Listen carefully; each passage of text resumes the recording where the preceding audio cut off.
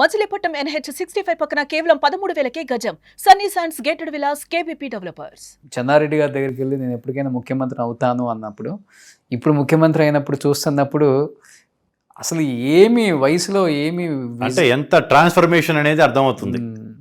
ఇప్పుడు అంటే అదంతా తన ఒకటేమో తన జాతక ఫలం మెయిన్గా, తన కృషి. ఓకే, రెండు. ఓకే, అంటే కాంగ్రెస్ పార్టీ అనేది పెద్ద మహాసముద్రం సార్.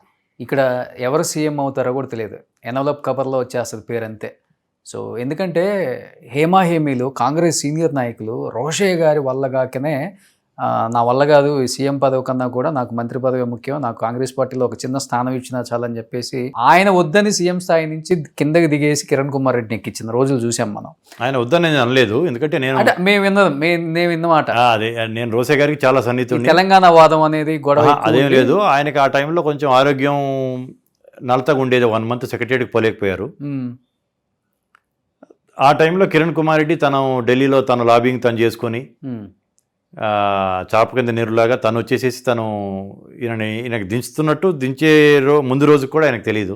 ఓకే, ఆయన వద్దని అనటం జరగలేదు. తర్వాత ఇక ఆయనకున్న సీనియారిటీని గౌరవించి సోనియా గాంధీ గారు ఆయనకి గవర్నర్గా తమిళనాడుకి పంపడం జరిగింది. సో లాబింగ్ చేసి ఆయన దించింది అయితే Kiran Kumar Reddy has played a very crucial and key lobbying in Delhi. So Kusum గారు, ఇప్పుడు ప్రతిపక్షాలు మాట్లాడుతున్నాయి 420 హామీలు ఇచ్చిన హామీలు నెరవేర్చడంలో ఫోకస్ పెట్టడం తగ్గించి ఎంతసేపు ఉన్న కేటీఆర్ని ఎప్పుడు అరెస్ట్ చేద్దాం, కేసీఆర్ని ఎప్పుడు అరెస్ట్ చేద్దాం అన్న దాని మీద ఫోకస్ ఎక్కువ పెట్టాడు రేవంత్ రెడ్డి అనే మాటకి ఏం చెప్తారు మీరు? అంటే ఎప్పుడు అరెస్ట్ చేద్దాం అనేది ముఖ్యమంత్రి రేవంత్ రెడ్డి గారికి కావచ్చు, క్యాబినెట్ వాళ్ళకన్నా మంత్రులకు కావచ్చు, ఎవరికి లేదు.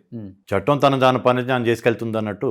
ఫోన్ ట్యాపింగ్ అనేది ప్రతి ఒక్కరం వాస్తవం, అది జరిగింది. అందరి ఫోన్లు అయినాయి, నా ఫోన్ అయింది, మీ ఫోన్ కూడా అయ్యే ఉంటుంది. మీ ఫోన్ కూడా అయిందా? డెఫినెట్లీ అయింది, నా ఫోన్ కూడా. ఓకే, ఎందుకు రేవంత్ రెడ్డి గారి సన్నిహితుడేనా? అట్లని కాదు, పార్టీలో సీనియర్ని, వర్కింగ్ ప్రెసిడెంట్ కదా నేను. ఓకే, వర్కింగ్ ప్రెసిడెంట్గా అది కూడా వాళ్ళు పెట్టిన మిషన్ కూడా రేవంత్ రెడ్డి గారికి నా ఇంటికి మధ్యలోనే పెట్టారంట. ఆ వ్యాన్లో కూర్చొనేసి మీ ఇద్దరు ఇల్లుల మధ్య ఇక్కడే పెట్టేసేసి ఇక్కడ నుంచి చుట్టుపక్కల ఉన్న ఫోన్లు అన్నింటినీ ఇంటూ ఉండేవాళ్ళంట. సరే, ఇంటికి రహస్యాలు ఏముంటాయి మా దగ్గర? మా అయితే పార్టీలో ఎప్పుడు ఏ మీటింగ్స్ చేసుకోవాలి, ఎక్కడ ఎంత మొబిలైజేషన్ చేయాలి, ఏం చేయాలనేది.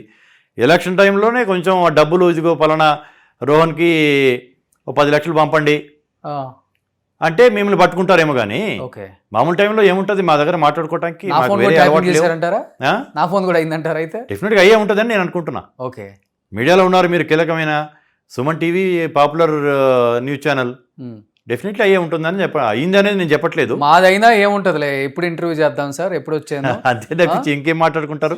వాళ్ళనేదో జైల్లో పెట్టాలనేది తహతహలాటం అనేది కాంగ్రెస్ నాయకత్వం ఎప్పుడు చేయట్లా. చేసుంటే 20 నెలలు బయట ఎందుకు ఉండేవాళ్ళు. బట్ ఈ హీరోయిన్ ఫోన్ ట్యాపింగ్ నిజమా? అది దానివల్ల చాలా గొడవలు జరిగాయి పర్సనల్గా. చాలా మంది చేశారు. ఇప్పుడు దాని అన్ని ఆధారాలతో సహా ఎవరెవరు చేశారు అనేది బయటకు వస్తుంది. చాలా మంది, కొన్ని 100 మంది ఫోన్లు ట్యాప్ చేశారు. ఓకే, అంటే వాళ్ళకి విచ్చలవిడిగా చట్టాన్ని తన చేతిలోకి తీసుకొని విచ్చలవిడిగా రాజరికం పోకడుతూ నడిచారు.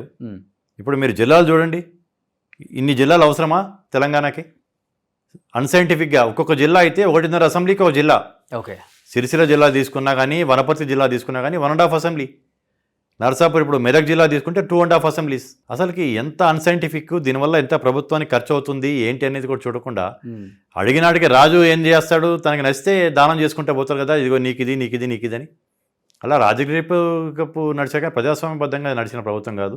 ఓకే, వాళ్ళు చేసిన తప్పులకి డెఫినెట్లీ కాళేశ్వరం ముంపు కావచ్చు, కాళేశ్వరం జరిగిన అవినీతి కావచ్చు, ఫోన్ ట్యాపింగ్ కావచ్చు, ఇంకా చాలా చాలా ఉన్నాయి. చట్టంలో పరిధిలోనే ఉంటారు ఎవడైనా సరే, ఉండక తప్పదు. చట్టం దాని ఆధారాలు దొరికినప్పుడు ఆ డిపార్ట్మెంట్ దాని మీద చర్యలు తీసుకుంటుంది.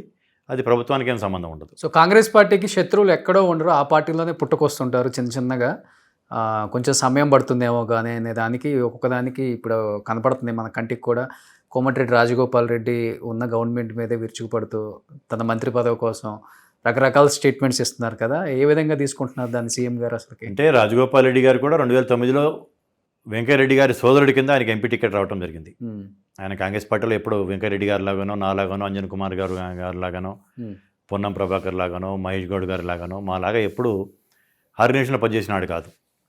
డైరెక్ట్లీ జలవిహార్ నెక్లెస్ రోడ్లో 2009 ఎలక్షన్స్కి ముందు ఒక 2 నెలల ముందు భారీ ఎత్తున ర్యాలీ తీసుకొచ్చి రాజశేఖర గారి సమక్షంలో జరగడం జరిగింది.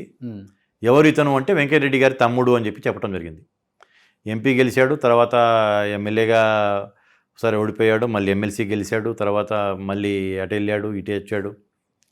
అంటే రాజగోపాల్ రెడ్డి గారు కూడా ఏదైనా పార్టీలో కానీ ప్రభుత్వంలో కానీ ఏదన్నా తన కోసం కానీ కాకుండా ప్రజల కోసం అందరి కోసం ఏదైనా అడిగుంటే తనకు కొంచెం విలువ పెరిగి ఉండేది. కానీ నాకేదో కావాలి, నాకు కానప్పుడు మొత్తానికి అందరికి నష్టం అవుతుంది అనేది కనుక అది ఎత్తు చూపిస్తున్న ఎలిగేషన్స్కి విలువ అనేది ఉండదు.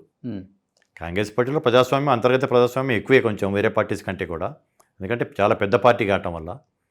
కానీ ఏదన్నా ఒక స్థాయి వరకే దాన్ని భరించడం. ఆయన వెనక కాంగ్రెస్ సీనియర్ నాయకులు, నల్గొండ ఖమ్మానికి సంబంధించిన నాయకులు ఉండి పొగబెడుతున్నారు, కావాలని ఆయన్ని ముందుకు నడిపిస్తున్నారు. అవన్నీ ఊహాగానాలే. దాని వెనక వాస్తవం ఉంటుందని నేనైతే అనుకోవట్లేదు. ఉన్నా కానీ ఉంటుందేమో, ఎంత కొంత ఉంటుంది కానీ ఉంటుందేమో కానీ నేనైతే నమ్మట్లేదు. సుమన్ టీవీలో మీ పర్సనల్ అండ్ బిజినెస్ ప్రమోషన్స్ కోసం కింది నెంబర్కి కాంటాక్ట్ చేయండి.